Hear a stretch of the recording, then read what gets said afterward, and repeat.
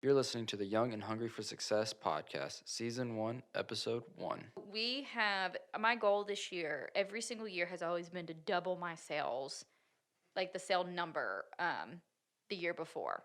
So if we made 10 sales the next year, I hope that in January we make 20 sales. Like that's always the goal. And I can proudly say that we have doubled, tripled, and quadrupled in some of the months that I'm just like, whoa.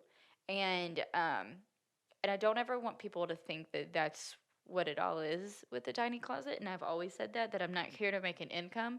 I'm here to make an impact. So we are excited because we are on track to make a six-figure sales number this year. Yeah, young and hungry for success. Hosted by Gleason Jones. Yeah. Hey yo, young and hungry for success. Always striving for our best. Give our most and never less. Daily grind, our hardest test. Success can be measured in money, fame, and power. Tune into these stories, this the spotlight of the hour. Young men and women grind to make it to the top. Make it to the top, you gotta make it to the top. The tales of daily hustles, it'll never ever stop. Never ever stop. It'll never ever. What's up, guys? It's Gleason. On today's episode, I'm interviewing our own co host and my sister, Taylor.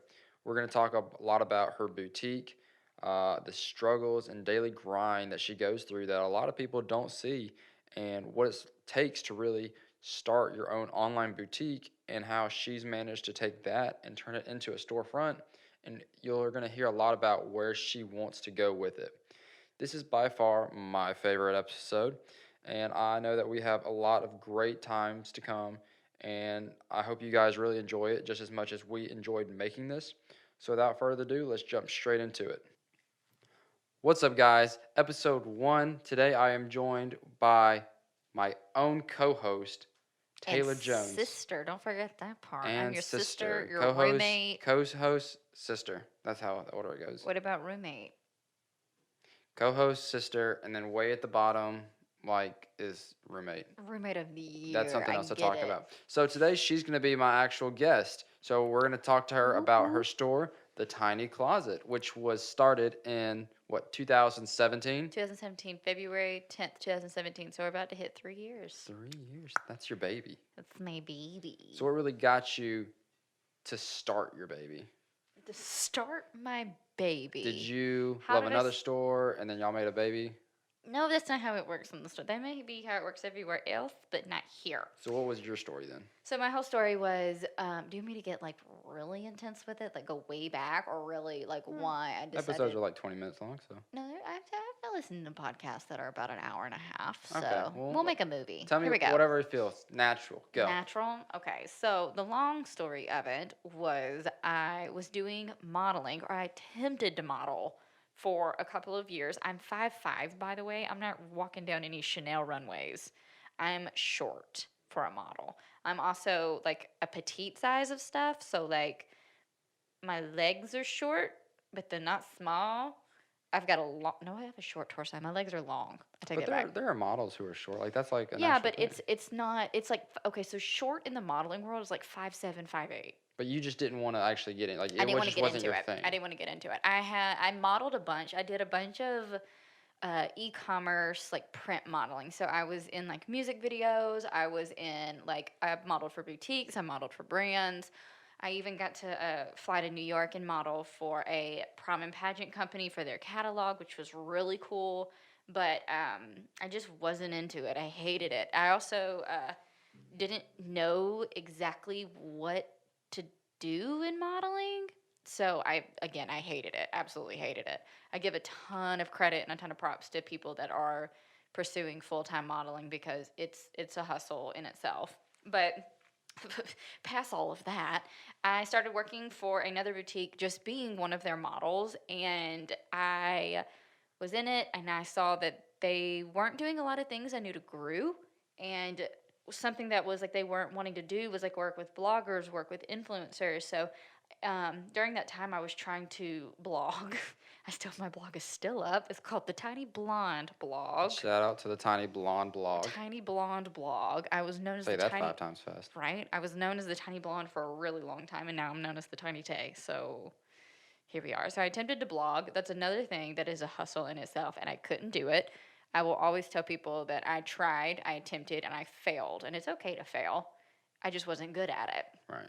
So I attempted to do that for about 6, 7 months, maybe a year. I don't really remember. But all of my outfits in my like blog, it was called The Tiny Blonde, and all of my outfits were called The Tiny Closet. So that's where everything was that was for my outfits. So I remembered, and I know you remember this, I was in a really bad relationship when I was in high school. Which one? Shout out Blake to help and save that. Yeah, thank you, sweetie. But I was in a really bad relationship where I was not allowed to wear certain types of clothing. Like when I went to like the to the pool. I couldn't wear like a swimsuit. Like I had to have like a t-shirt on under it. I couldn't wear like the color green because that was one of my other ex's like favorite colors. So I had to like really try to fix that. So we started the business because we wanted to make women feel very empowered. We wanted them to feel like they could be the CEO. Their parents always wanted them to marry, and that's why that's our mission statement. That's our motto. So that all transitioned into The store. store. We started buying pieces and buying clothes that really empowered and made women feel incredible because I remember those moments when I just felt like hell being in a t-shirt at the pool because I wasn't allowed to express myself. So we want women to always feel empowered. We want them to feel good about themselves every single time they put on an outfit. Right. So did that really like go into like deciding what you wanted to buy, or did you still have we need to still go with what's the trend is, or was it more so when you started like, oh, I couldn't wear this, so let me sell it? No, it was more, we look at a lot of the trends. It's a lot of things that really catch my eye that I'm just like, whoa, that's really badass. That's really cool. And so then we bring on more people. I've had Blake buy with me. I've had Haley buy with me. Our mom buy with me. I've had Sarah the intern. Shout out Sarah the intern. All buy with me to get different opinions just to see what everybody's style is, what works, what doesn't. So Right. So like, what kind of advantages did you have when you first like started out? I know you talk about how you were at these other stores or you modeled for another store. Did seeing that what they were doing, was that like an advantage instead of just going straight up into it? no, Really? not at all. Because I didn't see that part of it. I saw the modeling part of it. I didn't see the hard work that goes into it. I didn't see the talking with vendors all the time. I didn't see buying, having to make sure everything was organized, doing trend reports, forecasting. I never saw any of that. All I saw was how we posed and how we styled. So that really helped me. But if you know how to do clothes and you know how to model and know how to style, you have the same advantages I do. So what was your one advantage? Because everybody in life, It was modeling. It was Right. that I did get to model and I knew how, I figured out from them how to style. Right. That was literally it. Otherwise, I never saw anything else. I never saw their strategies, nothing. So do you think that would have been like your biggest struggle, was like you knew how to sell them and how to make them look, but you didn't know how to really get it started, like how to get it going because you never saw the business side of it? Right. It was, I mean, it was very difficult to try to start up, get people to know who you are. I mean, there were moments that I was just like, is this even going to work? Right. Like, am I just wasting time and money and everybody's time and money? And now that we're 3 years into it, I'm like, I remember being in mom and dad, and well, it was your room, then you moved out.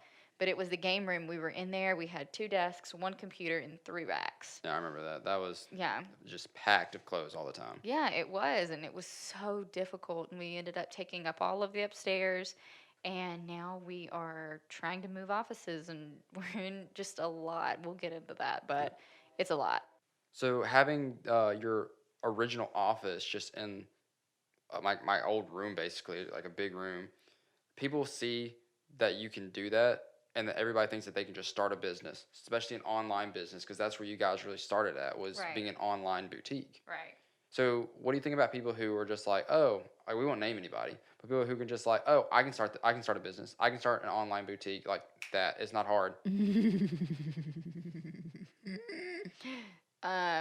We've had many of people do that, and I'm never gonna bash somebody for following their dream and doing it, but that's what even mom was even telling me, because when I tell her that people, I'm like, Mom, there are somebody just started a boutique, and she was like, well, Taylor, you make it look too easy, because I'm not showing the part where I'm like on the phone with vendors, like crying because they're not getting my order. Well, I'm not crying, but I'm frustrated because an order has been canceled, or they can't find it, or my vendor never put it in at market, and they're not seeing like me having to like call the customs because our order from the UK is at customs and it's stuck. And I mean, they're not seeing that stuff. They're not seeing the money we're putting into it to fly to these different places, the hours I'm spending at home, the stress I'm going through being like, do I have enough inventory?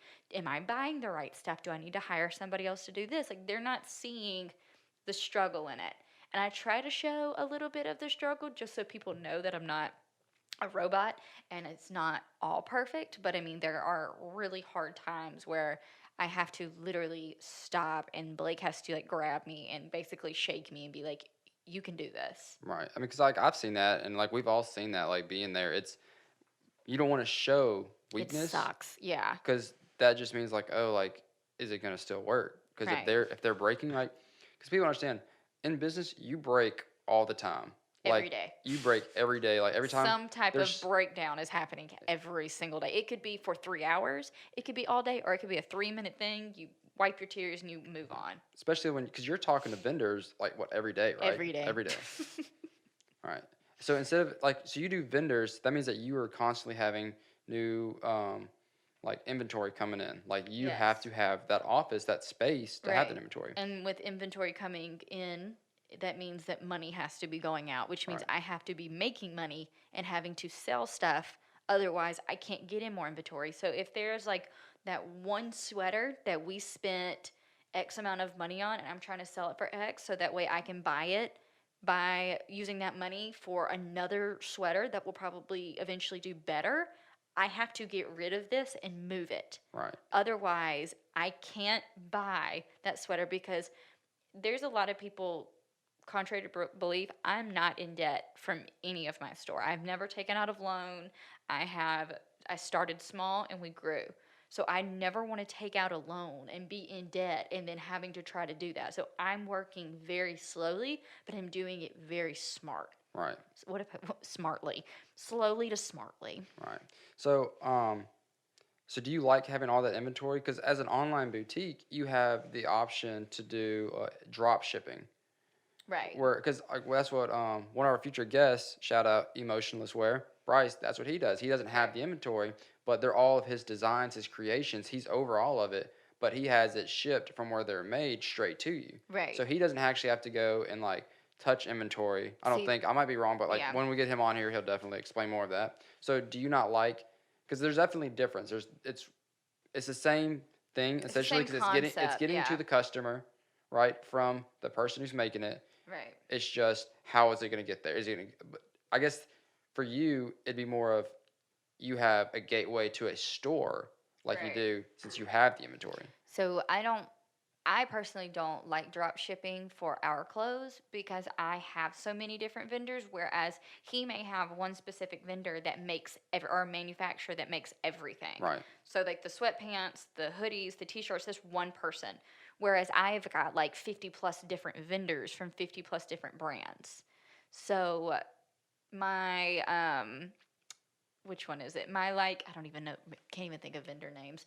But like say like A has one dress and they make it and it fits a size 0 to 2, where my other vendor their small may fit a 2 to 4.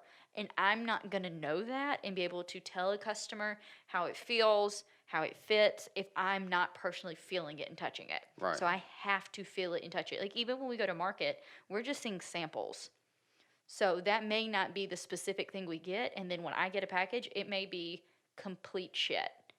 Like honestly, it may just suck, and I have to send it back because it's not the same quality we felt at market. Right. So that's why drop shipping can be because if my customers get it and they're like, this isn't what you said it was, well, yeah, because I didn't look at it. So you like to be more hands-on. Yeah.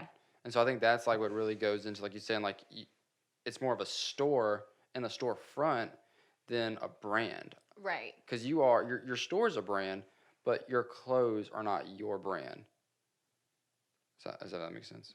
Yes, you're trying to say that like his brand is more of it's the items. Me, it's more of how I've styled these items. Right, right, So yeah, it's the same but different. right.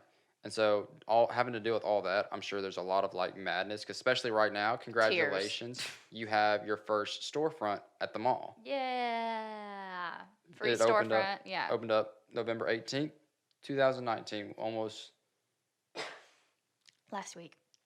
And Last week. that's almost 2 weeks. after almost 3 years Yeah, of doing after- yeah. online. Yeah. So what's the madness that really goes on behind that? What, the storefront? Yeah.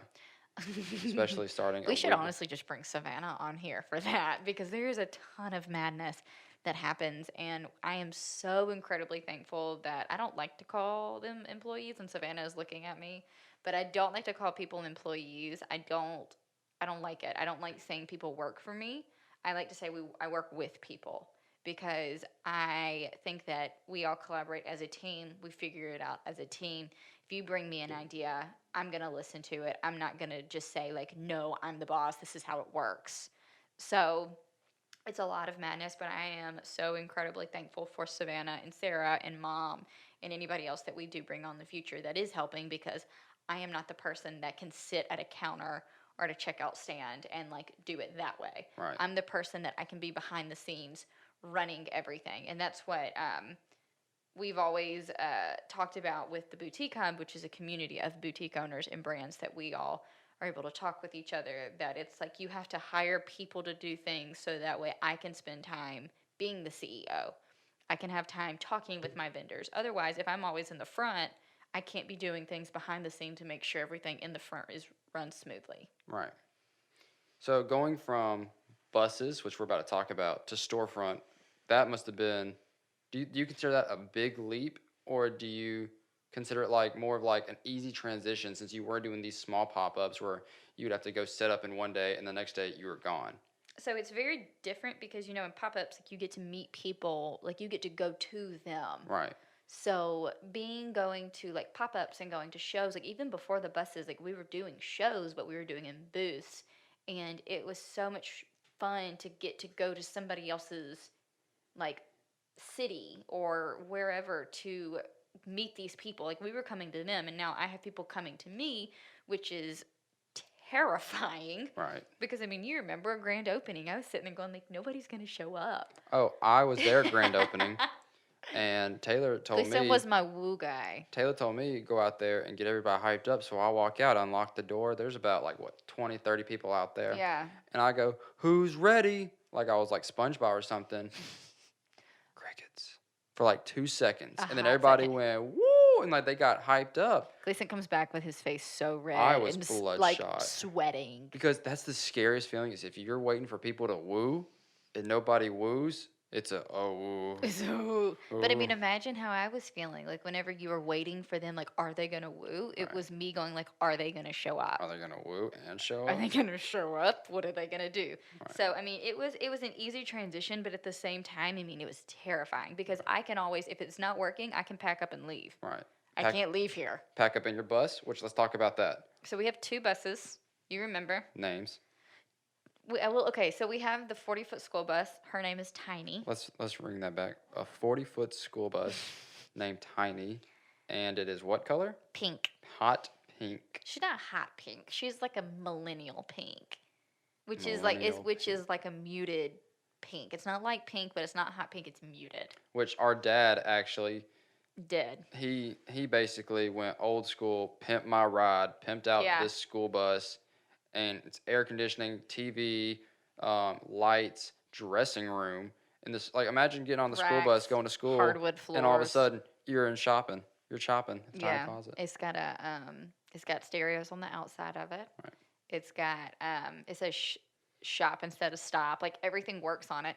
So I actually I didn't want a storefront in the beginning because our whole thing has always been we want to appeal to the younger generation, but also the generation that is me. I'm 24 years old, but I mean, I have friends that are moms and they are like, we don't want to dress like moms because we're still young.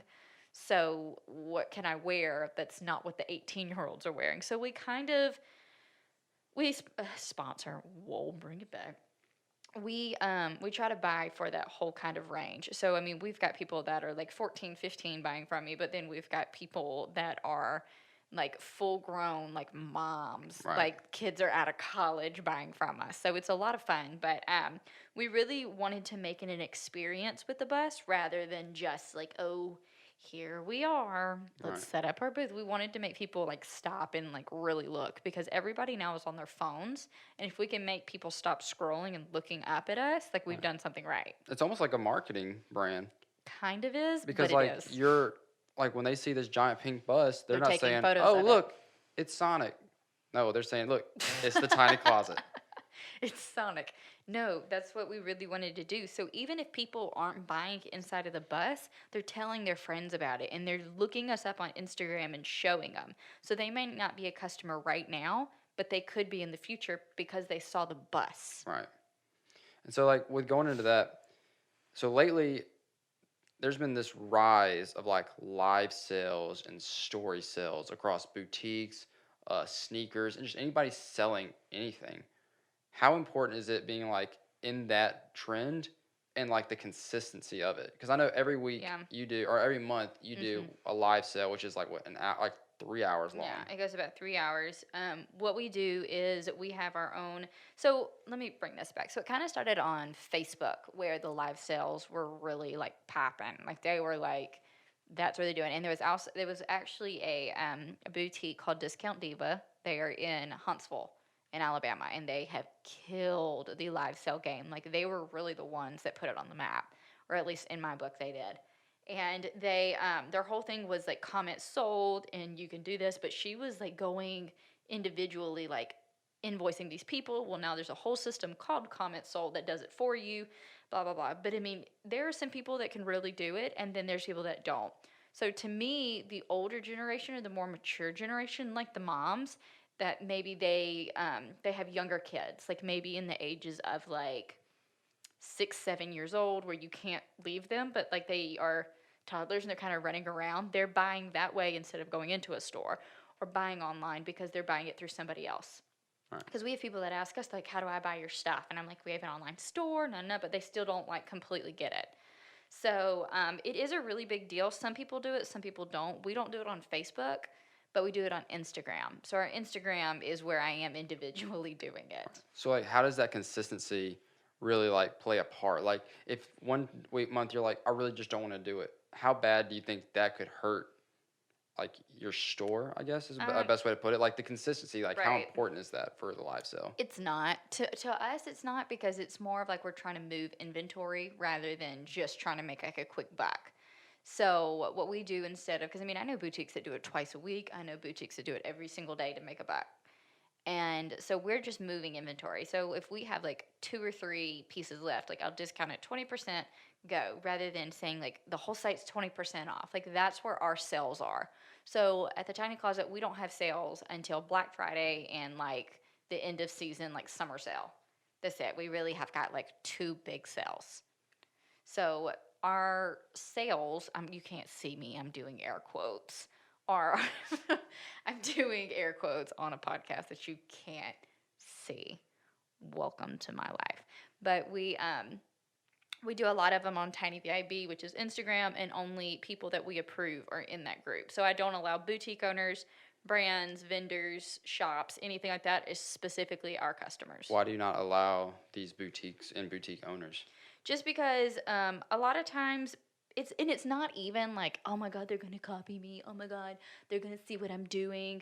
But at the same time, I'm just trying to get the input, and I'm just trying to do things for customers. Right. Like those customers that have been loyal to us, that are gonna tell me like, no, Taylor, we don't want this. Because I mean, there could be that one person that is a boutique owner and be like, yeah, I get that, that sounds great, and it could be sabotage. Right. I have no idea. I've never had that happen, but I don't want to risk it. And I've always, like I said, we just want a safe space, basically, just for our customers. So you guys are more consumer focused rather than competition focused. Right. We Like- want to make sure whatever our customers want, we can give them. Right. Makes sense. So what does growth look like for you guys in the next, like, we'll say 5 years in your mind? In my mind, we do want to eventually open a storefront. We don't want to do it in the mall just because we want the feel of a small business rather than like, in malls it's more of like corporates. It's more of like the Dillards, the Sears, Belk, JC Penney's. It's more of those big brands, and we don't want to be considered like an Inc or like we just don't want to be a big corporation.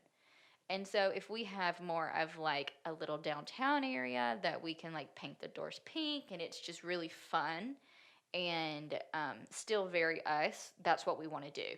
So we're hoping to have a storefront. We don't know where yet, but once we figure out where we are, where we want to settle down, that's what we want to do. Right. So, like, what is it going to take to get to that? Because I know right now we were talking before the podcast, like, what you guys are expecting this year. Like, what does that look like? Oh, like sales wise? Yeah. So we have my goal this year, every single year has always been to double my sales, like the sale number the year before. Right. So if we made 10 sales the next year, I hope that in January we make 20 sales. Like that's always the goal, and I can proudly say that we have doubled, tripled, and quadrupled in some of the months that I'm just like, whoa. And I don't ever want people to think that that's what it all is with the tiny closet, and I've always said that I'm not here to make an income, I'm here to make an impact. So we are excited because we are on track to make a 6-figure sales number this year. Wow. After So, only 3 years. Yeah, too. after 3 years. And I will not say that was easy. It was very difficult. I was stressing out earlier today where I had a panic attack because I'm sitting here thinking about what needs to go out, because in retail's mind, your mind is thinking 3 months ahead. So my mind is already in spring and it's not even Christmas. Right. I'm thinking about swimsuits and spring break of what needs to come in because everything else has already been bought since July. So it's like a chess game. You're constantly thinking 10 The moves next step, ahead. yeah. You think about just the next one, somebody's passing you, but you got to think 10 steps ahead of people. Right. It is, because like everybody right now was so excited about buying Christmas and doing all this stuff, and I'm like, where's the swimsuits? Calling my vendors like, hi, where is this cheetah bikini? Like, I need it. Like, I know it's December, but like I need it. And that's like the real hustle that you have to do is like when everybody's buying something, you can't just be comfortable with that. Right. You're constantly looking, like you said, like What's the next thing? exactly. So that's the real like hustle and grind that you're trying to do right now. Yeah, exactly. And I mean, there have been times where we may be ahead of the trend before it really gets here, before people are really excited about it. Like there was, what was it? I think it was like this shirt or something that I had bought and I was ready for it. And then like it didn't really move down to, oh, no. It was the Gucci slides. It was like the ones with the fur on the back. I had seen those in. Gucci with fur. I don't think that's the song, Gleason. Somehow. Okay, but no. It was the Fila's, the white shoes that people hate. So I had a pair of those in September. Dad shoes. Dad shoes. So I had those in September because we had gone to Fashion Week that September, and they did not really come into like the South until like that next March.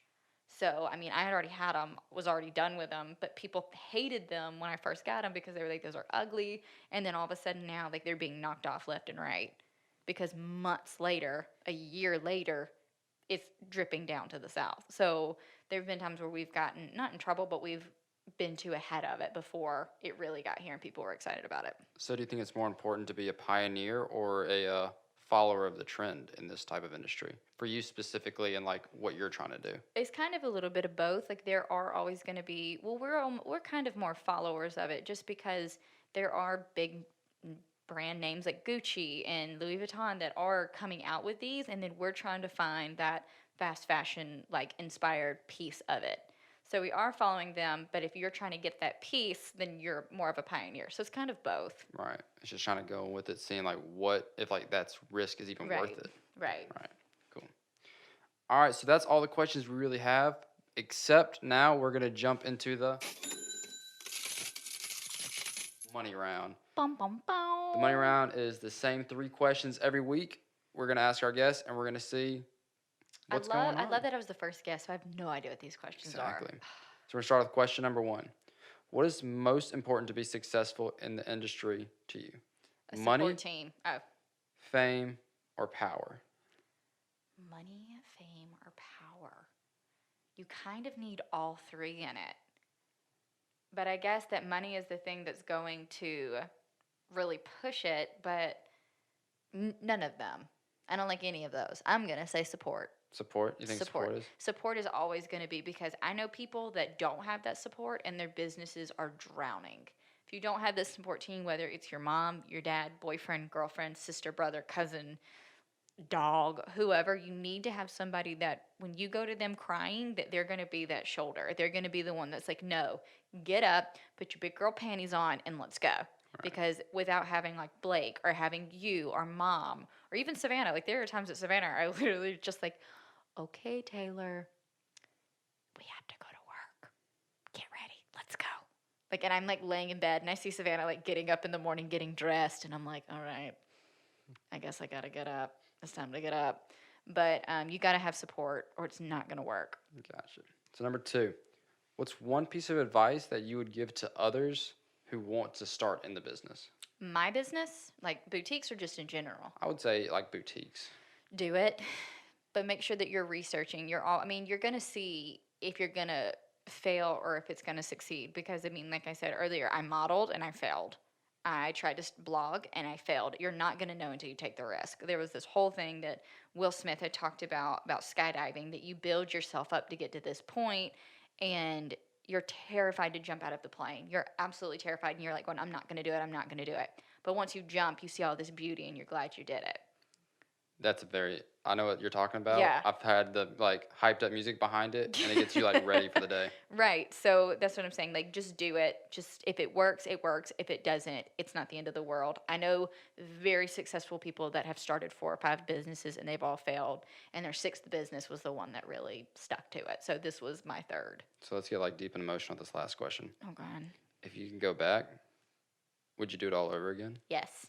Because it was a lot of fun to get to meet so many people and get to see, like, whenever, I mean, you've seen it, like, when I walk around, like, people will literally stop me and be like, you're the tiny closet. And I'm like, yes. I'm Taylor. Yes, I am. Or they'll ask me, like, you're the tiny Tay. I'm like, sure, that's me. Hello. I mean, I've had people stop me, like, in Target.